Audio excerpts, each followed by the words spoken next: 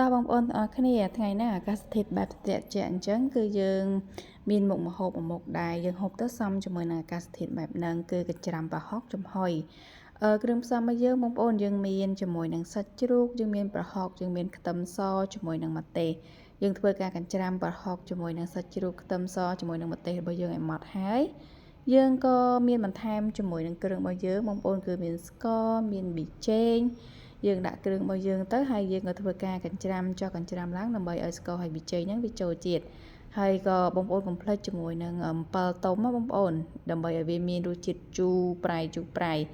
រួចរាល់បន្ទាប់ពីយើងកញ្ច្រាំហើយបងប្អូនយើងធ្វើការគោះពងទាដាក់ជាមួយនឹងប្រហុករបស់យើងគោះហើយយើងធ្វើការច្បល់ចូលគ្នាដើម្បីឲ្យពងទាហើយជាមួយនឹងប្រហុកឲ្យវាល្បាយចូលជាតិហើយបងប្អូនខ្ញុំមានជាមួយនឹងស្បែកជ្រូកដែលខ្ញុំអត់កញ្ច្រាំតែខ្ញុំទុកដាក់ចំហុយនៅពីខាងលើយើងមានស្បែកជ្រូកយើងមានម្ទេសខ្ទឹមក្រហមហើយបងប្អូនបន្ទាប់មកយើងធ្វើការដាក់ដាំទឹកជាមួយនឹងដាក់ហឹងចំហុយជាមួយនឹងប្រហុករបស់យើងណាបងប្អូនយើងទុកមកសន្ទុះប្រហុករបស់យើងគឺវាឆ្អិនហើយបងប្អូនបន្តមកទៀតយើងមានបន្លែរបស់យើងគឺធ្វើការស្រស់បន្តិចបងប្អូនដើម្បីឲ្យវាមានភាពទន់ងាយនឹងការញ៉ាំណាយើងមានស្ពៃក្តោបយើងមានតកួនយើងធ្វើការស្រស់ហ្នឹងបងប្អូនដាក់ខ្លាញ់បន្តិចទៅដើម្បីឲ្យបន្លែរបស់យើងហ្នឹងវានៅមានពណ៌បៃតងស្រស់ស្អាតណាបងប្អូន